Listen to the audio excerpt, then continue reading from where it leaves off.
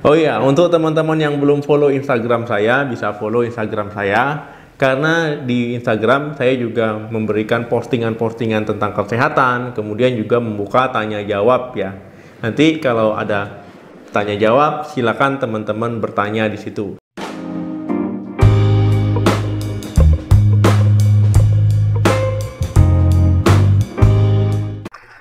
Halo, assalamualaikum warahmatullahi wabarakatuh. Balik lagi di channel saya, teman-teman. Semoga selalu dalam keadaan sehat ya, amin. Teman-teman pernah nggak setelah makan itu perutnya rasa perih ataupun rasa panas, ataupun saat makan kekenyangan ataupun saat makan pedas perutnya rasa perih, rasa terbakar. Kemudian ada juga yang sampai ke tenggorokan ada rasa asam seperti itu. Nah, yang pernah mengalami seperti ini silakan tulis di komentar ya, tanggapannya ataupun ceritanya silakan dibagikan. Jadi pada video kali ini kita akan membahas kenapa perut perih ataupun rasa panas ya itu setelah makan. Teman-teman, saat kita makan, mengunyah makanan ya, setelah mengunyah kan nanti makanan akan turun ke esofagus ya. Nah, sebelum masuk ke lambung itu ada namanya sphincter esofagus. Saat makanan mau masuk ya, saat makanan ingin masuk ke lambung dia terbuka. Saat makanan telah masuk ke lambung dia tertutup. Ya seperti pintu gerbang itu ya.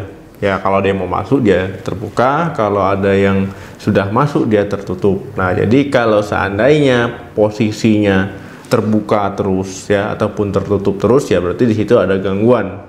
Dok, yang saya rasakan itu ada rasa asam di tenggorokan, kadang juga rasa panas di dada. Nah, berarti itu biasanya ya sphincter esofagusnya itu tidak menutup sempurna, jadi dia jatuhnya seperti reflux ya, balik ke atas. Nah, inilah yang menimbulkan sensasi, kadang ada rasa perih ya, baik di hulu hati, kadang rasa panas di dada, rasa asam di tenggorokan. Nah, itu berarti sphincter esofagusnya tidak menutup sempurna. Ini yang menjadi masalah kenapa teman-teman kadang ada rasa asam di tenggorokan ya saat misalkan sendawa. Kemudian juga ada rasa terbakar di bagian dada. Nah, ini bisa salah satu penyebabnya. Jika teman-teman mengalami hal seperti itu, ada beberapa cara yang bisa teman-teman lakukan di rumah ya untuk menghilangkan rasa perih tadi ya, rasa panas ya, untuk mengurangi keluhannya. Jadi ini bisa teman-teman lakukan di rumah. Apalagi kalau seandainya teman-teman merasakan keluhan ini ya setelah makan. Tip yang pertama ataupun cara yang pertama, jangan makan langsung berbaring ataupun tidur ya setelah makan. Nah, teman-teman, banyak orang yang setelah makan, habis makan timbul rasa kantuk, kemudian dia kalah. Kemudian dia langsung baring ya, lama-lama tertidur ya, karena memang enak sekali ya dapat serangan kantuk setelah makan. Nah, ini jangan dilakukan karena ini bisa memperparah kondisi teman-teman. Setelah makan perutnya perih, setelah makan ada rasa panas ya, nyeri di bagian ulu hati. Nah, bagi orang yang belum terkena pun kalau hal ini dilakukan rutin ya, ataupun setiap hari, lama-lama bisa juga mengalami keluhan seperti itu. Nah, sebaiknya teman-teman kalau seandainya ada rasa kantuk setelah makan, bagusnya itu ya jalan-jalan dulu ya, ataupun melakukan aktivitas cuci piring ya, nyapu, ataupun kegiatan apapun yang bisa menghilangkan kantuk. Dok, baiknya habis makan boleh tidurnya kapan? Ya 2 jam lah ya, 2 jam setelah makan baru berbaring ya, baru bisa tidur. Kemudian juga saat teman-teman ingin tidur, hindari teman-teman ngemil ya, ngemil sebelum tidur itu dihindari. Karena ini juga bisa memperparah kondisi teman-teman itu. Tip yang kedua ataupun cara yang kedua, kenakan pakaian yang longgar. Nah, jadi yang pakai pakaian yang ada tali pinggangnya itu ya dikendurkan, jangan terlalu ketat. Apalagi ya biar tampak kecil ya diketatkan. Nah, ini bisa memperburuk kondisi karena nanti ada rasa tidak nyaman ya saat setelah makan ya, dengan pakaian yang terlalu ketat. Ini bisa mengganggu ya elastis dari perut. Nah, ini bisa menyebabkan nanti adanya sensasi rasa tidak nyaman di bagian ulu hati ataupun di bagian perut. Jadi setelah makan baiknya itu pakaiannya dikendurkan kalau memang kencang ya, ataupun jangan makan terlalu banyak. Jadi makannya juga harus diperhatikan ya, jangan karena kelaparan makanya berlebihan, ini juga tidak bagus. Jadi sisakanlah ruang di lambung itu ya, jangan isinya itu makanan semua ya, nanti dia kerjanya berat, kerjanya sulit ya, dia mau kontraksi itu ya sulit karena kepenuhan. Jadi makanya itu sewajarnya, berhentilah makan sebelum kenyang ya, jangan berhenti makan setelah kekenyangan ya, jangan seperti itu. Yang ketiga, hindari rokok, kafein ataupun alkohol. Nah, jadi banyak orang Indonesia yang saya lihat kalau habis makan itu ngerokok.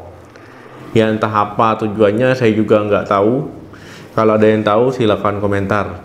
Nah, kebiasaan ini di mana-mana saya lihat itu ada. Habis makan ngerokok. Nah, kebiasaan ini itu bisa memperburuk kondisi kalau seandainya teman-teman ada keluhan perih, nyeri di ulu hati ya, ataupun ada rasa asam di tenggorokan, bahkan rasa panas di bagian dada. Kalau seandainya habis makan ngerokok, nah ini dia bisa melemahkan otot dari lambung ya, istilahnya kerjanya jadi tidak optimal. Begitu juga dengan kafein tadi ya, misalkan habis makan ngopi ya, habis makan minum teh, kemudian juga begitu juga dengan minuman alkohol. Ini efeknya sama seperti rokok tadi. Jadi yang memiliki kebiasaan seperti ini ya sebaiknya dihindari, bahkan kalau bisa dihentikan, itu lebih bagus. Tip yang keempat, tinggikan bagian kepala ataupun bagian atas ya.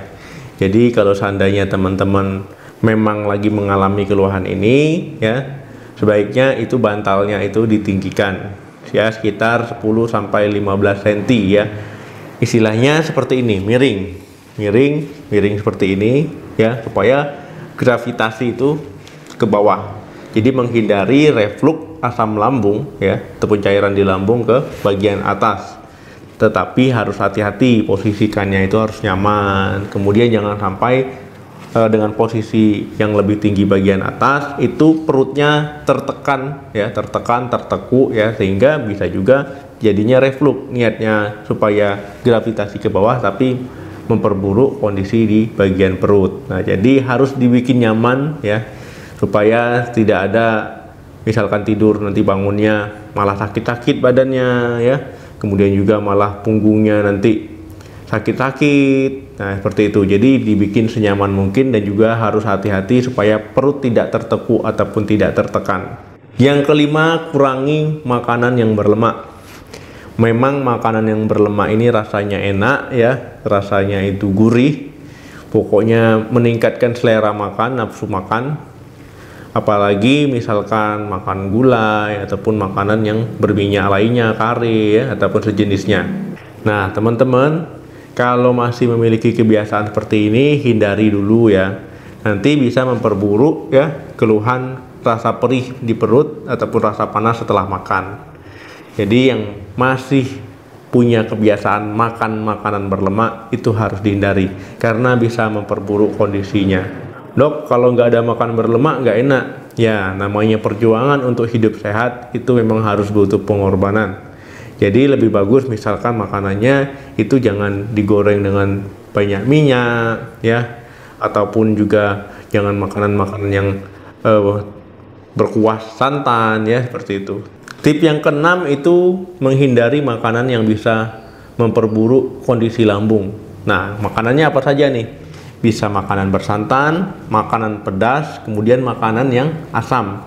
Jadi teman-teman yang suka makanan pedas, ya mungkin saat ini memang tidak ada keluhan, tetapi lama-lama ya itu bisa istilahnya mengiritasi lambung kalau seandainya kebiasaan ini diteruskan. Dok, saya nggak makan cabai nggak enak. Ya boleh saja, tapi jangan terlalu berlebihan. Misalkan sampai pedasnya itu ada kan cabai setan ya, makanan yang bisa bikin istilahnya promonya makan ini bisa bikin doer gitu ya, itu jangan. Pokoknya itu makan pedasnya itu sewajarnya saja, jangan berlebihan. Kemudian juga makanan yang bersantan tadi. Di Indonesia kan banyak jenis makanan yang menggunakan santan. Memang rasanya jadi enak ya, jadi lebih gurih ya, jadi menggugah selera. Tapi kalau teman-teman memiliki gangguan lambung ya dihindari ya, kalau bisa dihindari. Kemudian makanan asam ya. Jadi teman-teman kalau memiliki gangguan lambung itu harus menghindari makanan asam.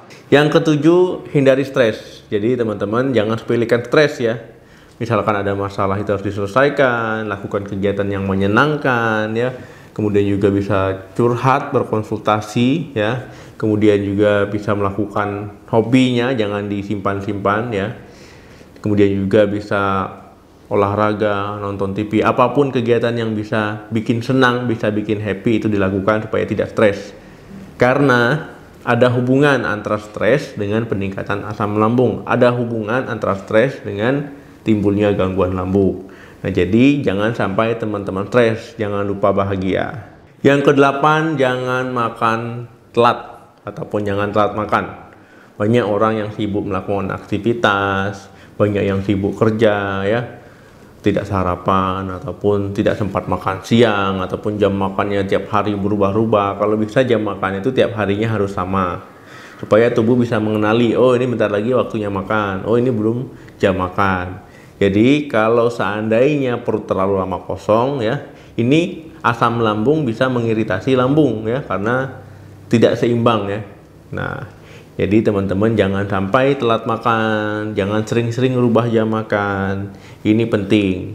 Kemudian kalau seandainya memang keluhannya itu berat, keluhannya bisa sampai mengganggu aktivitas, itu sebaiknya konsultasikan ke dokter ya, supaya dapat obat ataupun penanganan yang tepat. Ya, jangan ditahan-tahan, jangan ditunda-tunda sampai ada keluhan misalkan mual, muntah ya, berlebihan. Nah, ini nanti malah jelek jadinya ya, jadi jelek kondisinya.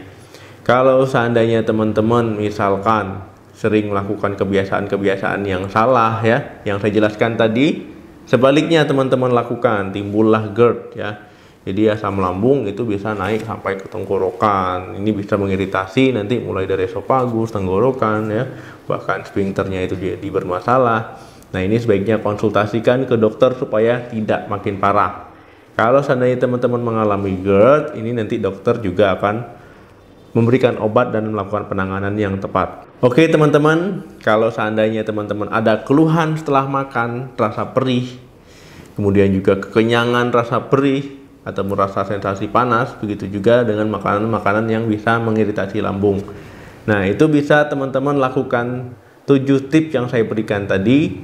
Semoga bermanfaat, semoga bisa menyelesaikan masalah lambungnya.